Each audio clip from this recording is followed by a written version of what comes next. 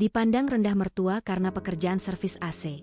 Siapa sangka sebulan kemudian dia paling kaya. Assalamualaikum warahmatullahi wabarakatuh. Selamat datang di Narasi Senja. Yang sudah like, komen, dan subscribe saya doakan rezekinya lancar, hutangnya lunas, dan selalu diberi kesehatan. Sebelum kita lanjutkan kisahnya, absen dulu kalian nonton dari kota mana? Tulis di kolom komentar. Bismillah, mari kita mulai kisahnya sekarang. Pagi masih berkabut tipis ketika Ilham menyalakan motor tuanya yang sudah batuk-batuk, seperti kakek bangun tidur. Asap knalpotnya mengepul pelan di jalanan kecil yang basah sisa hujan semalam. Jaketnya lusuh, celana kerjanya penuh bekas noda oli dan freon, tapi wajahnya tetap tenang. Ada sesuatu dalam tatapan matanya, campuran tekad dan kelelahan yang disembunyikan dengan senyuman kecil. Di jok belakang, satu kotak alat servis terguncang setiap kali motor menghantam lubang, tapi Ilham tetap menjaga keseimbangannya sambil menatap deretan rumah yang baru mulai membuka tirai. Pagi, Pak. Sapa satpam kompleks saat Ilham berhenti di gerbang, menyerahkan selembar brosur yang sudah mulai kusam di pinggirannya. Servis AC, Pak. Bisa dicek gratis dulu, biar tahu kondisi mesinnya.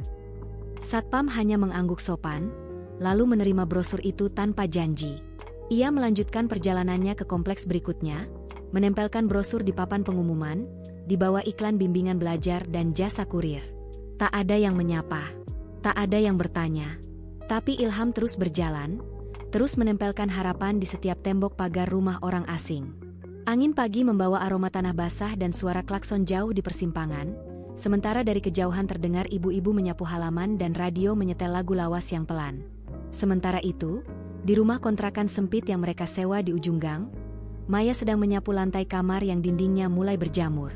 Langit-langit bocor sedikit, tapi belum cukup parah untuk diperbaiki. Ia menata dua piring sederhana di atas meja kecil, lalu mengelus perutnya yang mulai membuncit. Semoga hari ini rezekinya lancar. Ya mas, bisiknya lirih. Di sudut meja, sisa uang 100.000 dibungkus karet, disimpan untuk beli gas minggu depan. Ilham kembali menjelang siang, bajunya basah oleh keringat dan debu, tapi senyumnya tetap sama ketika membuka pintu. Cuma dapat satu jadwal sore ini, di rumah Bu Yuni. AC-nya bunyi keras, katanya sambil menggantung jaket di paku dekat pintu. Maya mengangguk pelan. Yang penting ada. Kita mulai dari situ. Ilham menatapnya lama, lalu duduk di lantai dan meraih tangan istrinya. Kamu nggak capek dukung orang yang belum bisa ngasih apa-apa? Maya tersenyum tipis. Mas belum bisa banyak sekarang. Tapi mas nggak pernah malas. Itu udah lebih dari cukup buat aku. Angin dari jendela berembus pelan, membawa bau gorengan dari warung sebelah. Mereka makan bersama dalam diam, hanya suara sendok dan detak jam dinding yang terdengar. Tapi dalam diam itu, ada cinta yang utuh. Ada kesabaran yang mengikat mereka kuat. Dan di tengah semua kesederhanaan itu, Ilham tahu, ia harus menang. Bukan untuk membalas siapapun, tapi agar Maya tak harus terus hidup dalam keterbatasan ini. Dan ketika matahari mulai naik tinggi, Ilham kembali mempersiapkan alat-alatnya, menyalakan motornya lagi, dan menatap jalanan panjang di depannya. Ia tak tahu akan dapat berapa hari ini. Tapi ada satu hal yang pasti, ia tidak akan berhenti. Karena jauh di lubuk hatinya, ada sesuatu yang mulai tumbuh pelan-pelan. Sebuah keyakinan bahwa kerja keras tidak akan selamanya diabaikan. Dan di luar sana, mungkin sudah ada satu pintu yang siap terbuka untuknya. Hujan rintik-rintik membasahi kaca mobil saat Maya menggenggam tangan Ilham di jok sebelah, mencoba menenangkan kegugupan yang tampak jelas di wajah suaminya. Wajah Ilham sedikit pucat, jemarinya dingin, dan napasnya tak beraturan meski ia berusaha tampak biasa saja. Nggak usah khawatir, Mas. Mama tuh emang suka ngomong tajam, tapi dia sebenarnya baik. Dia cuma perfeksionis, ujar Maya pelan, berharap bisa menenangkan. Ilham mengangguk. Iya, aku cuma pengen mereka tahu, aku bukan main-main. Mobil berhenti di depan rumah besar 2 lantai yang bercat putih bersih, berdiri megah dengan taman rapi dan lampu gantung terang yang menerangi beranda. Ilham menarik napas panjang sebelum membuka pintu. Di dalam, suasana terasa dingin, bukan karena AC yang menyala, tapi karena aura canggung yang menyelimuti ruang makan.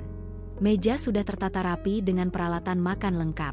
Ibu Maya duduk tegak di ujung meja, mengenakan blus putih licin dan anting berlian kecil yang berkilau di bawah lampu.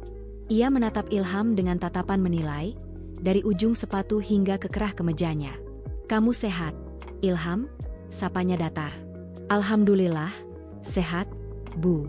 Terima kasih sudah undang makan malam," jawab Ilham sopan, mencoba tersenyum walau senyum itu tak sampai ke matanya. Percakapan berjalan kaku. Ayah Maya sesekali bertanya soal kabar, tapi lebih sering menunduk dan mengunyah. Maya berusaha mencairkan suasana, menceritakan hal-hal kecil seperti tanaman hias yang ia rawat atau kabar kehamilan yang mulai memasuki bulan ketiga. Tapi saat Ilham dengan hati-hati membuka pembicaraan tentang usahanya, suasana berubah drastis. "Maaf, Bu, sebenarnya saya ingin menyampaikan sesuatu. Saya sedang coba kembangkan usaha servis AC ini jadi lebih profesional. Saya sudah punya beberapa pelanggan tetap, dan insya Allah, kalau ada sedikit bantuan modal, saya bisa mulai rekrut teknisi baru dan beli alat tambahan." Sang ibu meletakkan sendoknya perlahan, lalu mendongak menatap Ilham lurus. "Modal? Maksud kamu datang ke sini buat minta uang?" Ilham gelagapan sejenak, sebelum mulutnya menjawab. Maya segera menjelaskan dengan tenang. "Bukan minta, Bu. Mas Ilham hanya pinjam, nanti akan dicicil. Saya juga sudah bantu hitung." Tawa pendek keluar dari mulut wanita itu. Dingin, sinis. "Kamu tuh tukang, Ilham. Tukang servis AC. Modal pun kamu minta. Apa kamu pikir bisa sukses dari bersihin filter kotor begitu?" Maya tertegun. Napasnya tercekat. Ilham diam. Lama. Hening menusuk ruang makan seperti pisau. Suara sendok berhenti. Detik jam berdetak pelan, mengiringi senyum pahit yang akhirnya muncul di wajah Ilham. "Saya paham, Bu. Maaf kalau saya lancang. Mungkin saya terlalu percaya diri." Ia bangkit perlahan dari kursinya. "Terima kasih makan malamnya. Saya pamit dulu." Maya berdiri cepat, menggenggam lengan suaminya. "Mas, tunggu dulu." Tapi Ilham hanya menatapnya sebentar, lalu mengangguk pelan. "Biar aku pulang duluan. Aku nggak kuat di sini." Maya berbalik menatap ibunya, wajahnya memerah antara kecewa dan marah. Tapi sebelum kata-kata sempat keluar dari mulutnya, pintu depan sudah menutup pelan. Dan di luar sana, hujan yang tadi rintik kini turun lebih deras, seolah ikut merasakan luka yang tertinggal dalam diam di dada Ilham, dan Maya hanya bisa berdiri kaku, menyaksikan semuanya retak tanpa tahu harus menyambung dari mana lagi. Langit malam menggantung kelabu, tanpa bintang, hanya lampu jalan yang redup memantulkan bayangan temaram di jalanan gang. Ilham duduk diam di teras kontrakan, tubuhnya bersandar lemah di kursi plastik tua yang sudah retak di salah satu kakinya. Bajunya belum sempat diganti, masih bau oli dan debu dari pekerjaan sore tadi. Di tangannya, segelas teh manis sudah dingin, dibiarkan begitu saja tanpa disentuh. Matanya kosong, menatap jalan yang sepi, seperti sedang mencoba menata kembali potongan harga dirinya yang tadi malam dipatahkan begitu saja. Pintu belakang terbuka perlahan.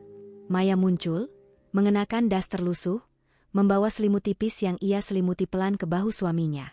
Ia lalu duduk di belakang Ilham, memeluknya dari belakang, membiarkan wajahnya menempel di punggung pria itu. Udara dingin mulai merayap, dan suara jangkrik di rerumputan seakan mempertegas sepinya malam itu. "Maaf ya, Mas," bisiknya, nyaris tak terdengar. Suaranya bergetar, seperti menahan sesuatu yang hendak pecah. Ilham menggeleng pelan, tapi tidak bicara. Ia hanya menatap ke depan, jauh menembus kegelapan, seperti mencari arah di antara reruntuhan harga diri dan kekecewaan. Lalu, perlahan ia berkata, "Enggak apa-apa. Aku enggak marah. Aku cuma butuh buktiin aja kalau mereka salah." Nadanya pelan, tapi ada sesuatu yang berubah. Tatapannya tak lagi kosong. Ada bara kecil yang mulai menyala di matanya. Malam itu, kesunyian menjadi teman. Tapi bukan kesunyian yang menyedihkan. Kesunyian itu seperti dinding tempat Ilham menempelkan segala rencana, kemarahan, dan harapan yang selama ini hanya ia simpan sendiri. Ia tak ingin membalas dengan kata-kata. Ia ingin menjawab semua dengan bukti, dengan perubahan nyata. Dan sejak malam itu, segala lelah yang dulu hanya cukup untuk bertahan, kini berubah jadi tenaga untuk melompat lebih tinggi. Keesokan harinya, Ilham bangun lebih pagi dari biasanya. Saat matahari belum muncul, ia sudah duduk di depan ponsel bekasnya, menonton video YouTube tentang digital marketing. Maya terbangun mendengar suara pelan tutorial itu dan menatapnya dari tempat tidur. "Mas belum tidur?" Ilham menoleh sambil tersenyum kecil. "Tidur nanti aja. Ini aku baru tahu caranya bikin iklan jalan di Instagram." Siang harinya, ia tetap keliling servis seperti biasa. Tapi bedanya, setiap pelanggan kini ia minta izin untuk foto AC sebelum dan sesudah dibersihkan. Ia edit seadanya, lalu unggah ke media sosialnya. Captionnya sederhana, tapi jujur, penuh rasa percaya diri yang mulai tumbuh pelan-pelan. Ia juga mulai mencatat nama pelanggan, menanyakan jadwal rutin servis, dan memberikan diskon kecil jika pelanggan mau merekomendasikan ke teman mereka. Di malam-malam berikutnya, ketika orang-orang sudah tidur, Ilham masih duduk di lantai kontrakan sambil mencoret-coret kertas. Ia menyusun sop kecil. Bagaimana cara menyapa pelanggan, cara menjelaskan masalah AC, bagaimana menyampaikan estimasi harga dengan sopan tapi tegas. Maya kadang menemani, duduk di sebelahnya sambil sesekali menyodorkan air minum atau bertanya hal-hal kecil. "Mas, ini logo yang kamu gambar, itu AC ya? Kok kayak robot?" Ilham terkekeh pelan, akhirnya tertawa juga. "Ya gitu deh. Namanya juga bikin sendiri." Dari teras yang dulu sunyi, kini suara ketikan ponsel dan tawa kecil Maya sering terdengar. Suasana masih sempit, masih sederhana. Tapi kehangatannya berubah. Ilham tak lagi duduk diam di kursi plastik sambil memeluk luka. Ia kini duduk tegak, menatap jauh ke depan, memeluk mimpi yang pelan-pelan mulai terbentuk. Dan di malam keempat, saat Ilham menatap kembali data iklan kecil yang ia pasang seminggu lalu dan melihat jumlah kliknya mulai naik, ia tersenyum kecil. Bukan karena hasilnya sudah besar, tapi karena untuk pertama kalinya, ia merasa langkahnya mulai terdengar oleh dunia. Dan itu artinya, ia sedang berada di jalan yang tepat. Pagi itu udara terasa lebih segar dari biasanya. Langit bersih, dan matahari naik perlahan di balik deretan rumah bertingkat di kawasan elit Jakarta Selatan. Ilham memarkir motornya di depan sebuah rumah mewah bercat krem dengan pagar otomatis yang terbuka pelan saat ia menekan bel. Di seberangnya, mobil-mobil mewah terparkir rapi, dan aroma rumput yang baru dipangkas tercium samar dari halaman luas. Ia sempat merapikan seragam kerjanya dan menyeka keringat dari pelipis, berusaha tampil seprofesional mungkin. "Mas Ilham, ya?"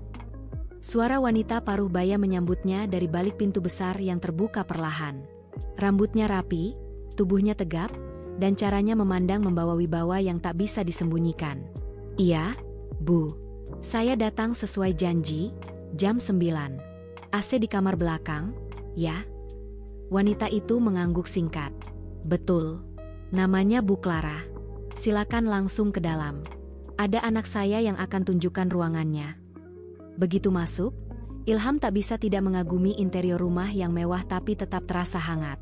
Lantai kayu mengilap, rak buku besar dengan literatur pendidikan internasional, dan piano di sudut ruang tamu menunjukkan pemilik rumah adalah orang berpendidikan tinggi. Tapi ia menepis kekaguman itu cepat-cepat, lalu menatap ruang kerja di mana 2 unit AC berdiri diam di sudut. Ia segera membuka tas alatnya, bekerja cekatan seperti biasa. Setiap gerakannya terukur. Ia menjelaskan pelan-pelan kepada asisten rumah tangga yang ikut mengawasi tentang kondisi filter, cara menjaga suhu ideal, dan mengapa AC mereka terlalu sering mati sendiri. Semua dijelaskan dengan bahasa yang mudah dipahami, tanpa merendahkan. 30 menit berlalu, pekerjaan selesai tanpa satu tetes air pun tercecer. Ia membersihkan semua sisa debu, lalu mengelap pelan casing AC hingga mengilap kembali. Saat hendak pulang, suara langkah kaki terdengar di belakangnya. Bu Clara berdiri di ambang pintu, menyilangkan tangan di dada, mengamati Ilham dengan sorot mata tajam namun penasaran. "Kamu yang ngerjain sendiri semua ini?" Ilham menoleh cepat. "Iya, Bu. Saya memang kerja sendiri, belum ada tim." "Cepat, rapi. Dan kamu jelasin tadi, ya?" Katanya filter bermasalah dan freonnya kurang. Ilham mengangguk sopan. "Betul, Bu. Tapi saya sarankan periksa instalasi juga kalau sering mati mendadak. Bisa jadi arusnya kurang stabil. Saya bisa bantu kalau Ibu perlu teknisi listrik juga." Bu Clara diam sesaat. Lalu senyum kecil muncul di wajahnya. "Kalau semua teknisi kayak kamu, Saya nggak perlu gonta-ganti tiap bulan. Terakhir teknisi datang, AC malah bocor 2 hari setelahnya. Ilham tertawa kecil, tapi tak lancang menjawab. Terima kasih, Bu. Saya berusaha kerja sebaik mungkin. Kalau ada keluhan, bisa langsung hubungi saya. Nomor saya ada di kartu nama. Wanita itu mengambil kartu nama sederhana yang dicetak Ilham di tempat fotokopi kecil, menatapnya sejenak. Mas Ilham, kamu kuliah? Ilham mengangguk pelan. Dulu sempat ambil teknik elektro. Tapi nggak selesai, Bu. Harus kerja dulu waktu itu. Bu Clara mengangguk lambat, lalu menatap lebih dalam. Kamu punya potensi, Mas. Kalau kamu serius mau bangun bisnis ini lebih besar, saya tahu beberapa orang yang bisa kamu temui. Tapi kamu harus siap kerja keras 2 kali lipat. Ilham terpaku. Suaranya tercekat. Siap, Bu. Saya siap. Saat ia meninggalkan rumah itu, angin berembus pelan, mengibaskan rambutnya yang basah oleh keringat. Tapi kali ini, ada sesuatu yang berbeda. Langkahnya lebih ringan, matanya lebih tajam. Ia tak hanya membawa alat servis pulang hari itu. Ia membawa sesuatu yang lebih berharga, kesempatan. Dan ia tahu, kesempatan seperti ini tidak datang 2 kali. Pagi itu langit mendung, tapi hati Ilham justru penuh cahaya. Telepon dari nomor tak dikenal yang ia terima 3 hari setelah kunjungan ke rumah Bu Clara, membuat jantungnya berdetak tak beraturan. Suara di seberang sana memperkenalkan diri sebagai sekretaris dari sekolah internasional tempat Bu Clara menjabat kepala. Mas Ilham, Bu Clara minta Anda datang ke sekolah besok jam 9. Ada yang ingin beliau diskusikan langsung. Ilham sampai tak bisa tidur malam itu. Maya memperhatikannya mondar-mandir di ruang kontrakan yang sempit, wajahnya campur aduk antara gugup dan senang. Mas, itu pasti urusan kerjaannya?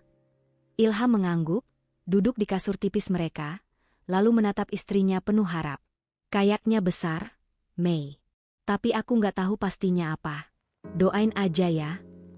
Keesokan paginya, Ilham mengenakan kemeja paling rapi yang ia punya, menyetrika sendiri dengan setrika uap sewaan dari tetangga. Rambutnya disisir licin, sepatu bekas yang sudah disemir malam sebelumnya terlihat mengilap. Ia tiba di sekolah itu setengah jam lebih awal, duduk di lobi sambil menggenggam erat tas kerjanya yang kali ini hanya berisi map berisi catatan sederhana dan proposal layanan yang ia susun semalam suntuk. Pukul 9 tepat, seorang wanita muda mempersilakannya masuk ke ruang rapat kecil di lantai 2. Di dalam, Bu Clara sudah menunggu bersama 2 staf administrasi. Wajahnya tetap tenang dan karismatik, namun kali ini senyumnya lebih hangat. Mas Ilham, terima kasih sudah datang. Kami sudah berdiskusi. Kami ingin menawarkan kerja sama kontrak tahunan untuk pemeliharaan seluruh unit AC di sekolah ini. Totalnya sekitar 35 ruangan. Bisa kamu tangani? Ilham sempat terpaku. 35? Itu jumlah yang tak pernah ia bayangkan sebelumnya. Tapi ia cepat-cepat menguasai diri, menegakkan punggung, dan mengangguk perlahan. Insya Allah bisa, Bu. Saya akan bangun tim kecil, dan semua servis akan dilakukan sesuai SOP. Saya bisa bikin laporan berkala juga, kalau perlu rekap digital, saya belajar buat sistemnya. Bu Clara mengangguk puas. Itu yang saya mau dengar. Lalu ia menambahkan, dengan suara tenang namun menggetarkan. Kalau kamu bisa handle semua ini dengan rapi, saya akan bantu rekomendasi ke sekolah-sekolah rekan saya. Ada 5 sekolah lain yang sudah tanya-tanya soal teknisi. Saya lebih percaya kasih ke yang kerjaannya sudah saya lihat sendiri. Ilham mengangguk cepat, matanya berkaca-kaca. Ia menunduk sedikit, menyembunyikan getaran di suaranya. Terima kasih banyak, Bu. Saya nggak bakal sia-siain kepercayaan ini. Bu Clara tersenyum. Saya percaya itu. Tapi ingat, jangan pernah turunkan standar. Klien banyak, tapi yang tahan lama itu yang jaga kualitas. Saat keluar dari ruang rapat, langit di luar masih kelabu, tapi langkah Ilham terasa seperti terbang. Di parkiran kecil sekolah, ia berdiri sebentar, menghirup udara dalam-dalam, lalu menatap ke langit. Bukan untuk berharap, tapi untuk bersyukur. Sebab kali ini, ia tahu ia tak hanya mendapat pekerjaan. Ia mendapat kepercayaan, dan lebih dari itu, ia mendapat awal dari sesuatu yang besar. Dan jauh di lubuk hatinya, Ia sadar semua ini berawal dari satu kalimat penuh luka yang kini jadi bahan bakar kesuksesannya. Uang muka dari kontrak sekolah itu menjadi titik balik paling besar dalam hidup Ilham. Bukan hanya karena jumlahnya yang jauh lebih besar dari bayaran biasanya, tapi karena untuk pertama kalinya, ia merasa punya pijakan kuat untuk melangkah lebih jauh. Malam itu, ia duduk bersama Maya di atas karpet tipis mereka, membentangkan catatan keuangan dan proposal sederhana. "Aku mau rekrut 2 orang teknisi," ujar Ilham, matanya menatap serius. "Yang satu bantu servis, yang satu bantu antar alat dan pegang jadwal. Aku juga mau beli 1 motor lagi, bekas aja, asal masih kuat jalan." Maya menatapnya dengan campuran cemas dan bangga. "Mas yakin bisa handle tim? Selama ini kan Mas kerja sendiri." Ilham tersenyum tipis, lalu menyentuh tangan istrinya. "Justru itu. Kalau aku terus sendiri, enggak akan bisa berkembang. Aku mau ini jadi usaha beneran, bukan cuma kerja lepas." Ia menghela napas dalam. "Masih ingat waktu kamu peluk aku malam itu? Waktu kita baru dihina?" Maya mengangguk perlahan, matanya mulai basah. "Waktu itu aku janji dalam hati, aku akan buktikan semuanya. Dan ini baru permulaan." Dalam 2 minggu, 2 teknisi muda bergabung. Riko, lulusan SMK Teknik yang baru lulus tapi cekatan, dan Dani, mantan montir motor yang cepat belajar dan jujur. Ilham mengajari mereka bukan hanya cara servis AC, tapi juga cara bicara ke pelanggan, cara bersikap, cara menjaga kepercayaan. Setiap pagi mereka briefing singkat di kontrakan, yang sekarang mulai sesak dengan alat dan seragam baru berlogo, Ilham Chol Service. Logo itu sederhana, huruf I besar dibentuk dari 2 selang AC, dengan tetesan air di ujungnya. Tapi itu cukup. Karena di balik logo itu ada dedikasi, ada ketekunan, ada semangat yang tak terlihat. Tanpa harus menempel brosur lagi, telepon Ilham tak pernah berhenti berdering. Google Maps dan ulasan online yang ia minta dari pelanggan ternyata bekerja lebih baik dari yang ia kira. Dalam seminggu, ulasan bintang 5 membanjiri halaman bisnisnya. Salah satunya menulis, "Baru kali ini teknisi datang tepat waktu, bersih, dan ramah. Mas Ilham dan timnya luar biasa." Suatu sore, saat mereka sedang membetulkan AC di kantor kecil milik seorang notaris, Riko berseru pelan, "Mas Ilham, lihat ini deh." Ia menunjukkan layar HP-nya, jadwal mereka sudah penuh hingga 2 minggu ke depan. Ilham menatap daftar itu lama, lalu tertawa kecil. "Kayaknya kita butuh 1 motor lagi." Sore itu, di balik debu dan suara bor listrik, suara tawa mereka menggema. Tapi jauh di dalam dada Ilham, ada rasa haru yang tak bisa dijelaskan. Ia tak pernah menyangka, dari kerja keras yang sunyi, dari hinaan yang menyakitkan, ia justru melahirkan sesuatu yang hidup. Sebuah usaha yang kini tumbuh. Dari satu jadi banyak, dari mimpi jadi nyata. Dan ia tahu, ini belum puncaknya. Masih ada jalan panjang di depan, dan ia siap menjalaninya. Hujan deras mengguyur atap seng kontrakan malam itu. Suaranya deras, bergemuruh seperti bunyi ketegangan yang tak pernah selesai. Di dalam, Maya duduk bersila di depan laptop pinjaman dari adik iparnya. Wajahnya serius menatap lembar Excel yang ia susun sendiri. Tangannya sibuk mengetik. Matanya mengikuti angka-angka dari nota servis dan slip transfer yang mulai menumpuk.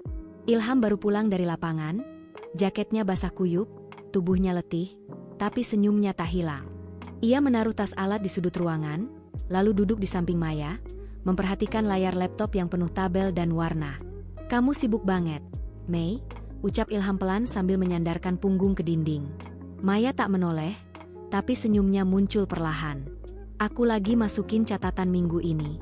Yang dari SD Mentari sama rumah Pak Wisnu belum kamu catatkan?" Ilham mengangguk pelan. "Enggak sempat. Tadi buru-buru pindah lokasi."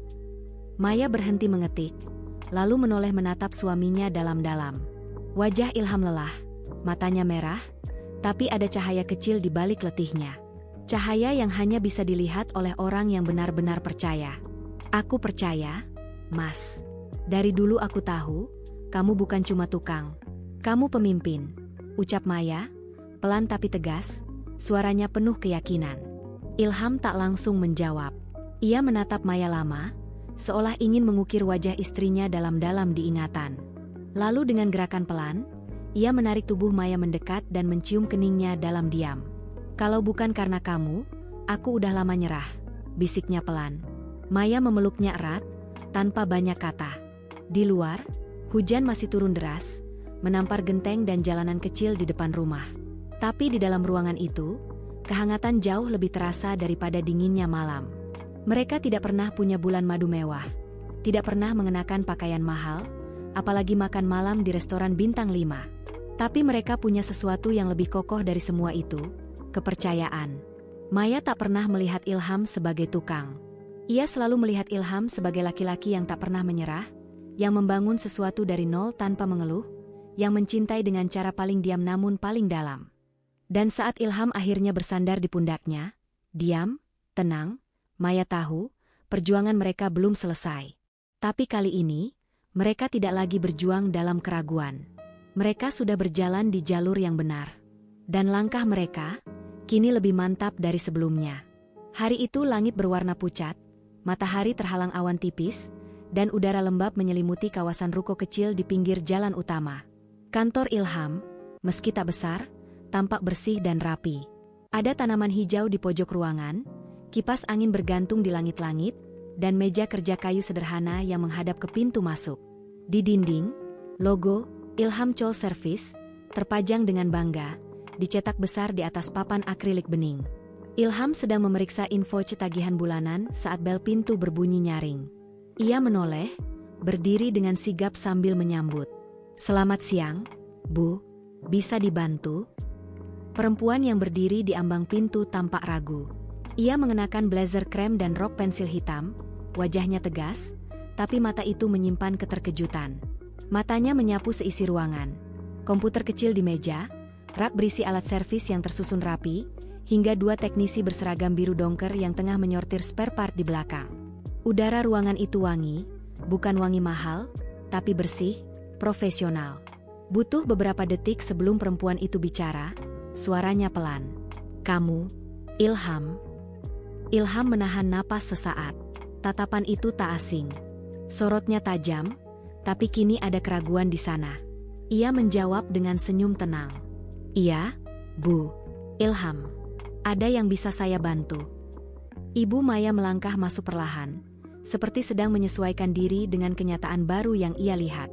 Ia tak menyangka, kantor yang direkomendasikan rekan kerjanya ternyata milik pria yang dulu ia hina di meja makan. "Ini kantor kamu?" Ilham mengangguk. "Alhamdulillah. Iya. Kami baru pindah ke ruko ini 3 minggu lalu. Masih kecil, Bu. Tapi pelan-pelan kami benahi." Suasana mendadak sunyi. Teknisi di belakang menghentikan aktivitas mereka sejenak, mencuri pandang penuh rasa ingin tahu. Ilham tetap berdiri tegak, tak menunjukkan sedikitpun luka lama yang pernah ditorehkan oleh perempuan itu. Ibu Maya menatapnya lama, napasnya sedikit gemetar. Ia menarik kursi, duduk, lalu mengusap dahinya dengan pelan. "Tempat kerjaku AC-nya rusak. Resepsionis diminta cari teknisi yang profesional. Katanya, tempat kamu paling direkomendasikan. Aku nggak tahu kalau ini kamu." Ilham hanya tersenyum kecil, lalu mengambil buku nota dan pulpen. "Kalau Bu Maya bersedia kasih detail alamat dan jadwal, kami bisa cek secepatnya." Tak ada dendam di suaranya, tak ada sindiran. Hanya ketenangan dari seseorang yang tahu betul harga dari kerja keras dan kesabaran. Tapi di mata Ibu Maya, justru itulah yang paling menyentuh. Karena ia sadar, Ilham yang dulu ia sebut cuma tukang, kini berdiri di depan mata sebagai pemilik usaha yang disegani. Dan untuk pertama kalinya, ia tak bisa berkata-kata. Hanya diam, dalam perasaan yang bercampur antara malu, kagum, dan rasa bersalah yang mulai tumbuh. Pagi itu, cuaca cerah setelah semalam diguyur hujan. Ilham sedang memeriksa unit AC di salah satu ruang kelas saat ponselnya bergetar. Ia mengintip layar, nomor tak dikenal, tapi dengan kode area kantor pusat. Ia menjawab, suaranya tetap ramah seperti biasa. "Selamat pagi, Ilham Chow Service. Ada yang bisa kami bantu?" Di seberang sana, suara perempuan yang sudah sangat ia kenal menjawab, sedikit ragu. "Ilham, ini Ibu Maya." Ilham terdiam sejenak. Bukan karena ia marah, perasaan itu sudah lama ia kubur. Tapi karena suara itu, yang dulu penuh tekanan dan merendahkan, kini terdengar lebih lembut. "Oh, iya, Bu. Ada yang bisa saya bantu?" "Setelah Ibu ke kantor kemarin Ibu sudah cek kalau ada 5 unit yang perlu diperbaiki, 2 udah nggak dingin. Bisa hari ini?" Ilham mengangguk pelan, meski si penelepon tak bisa melihat. "Bisa, Bu. Saya atur jadwalnya. Nanti saya sendiri yang datang." Siang itu, Ilham datang ke kantor sang mertua dengan 1 teknisi pendamping.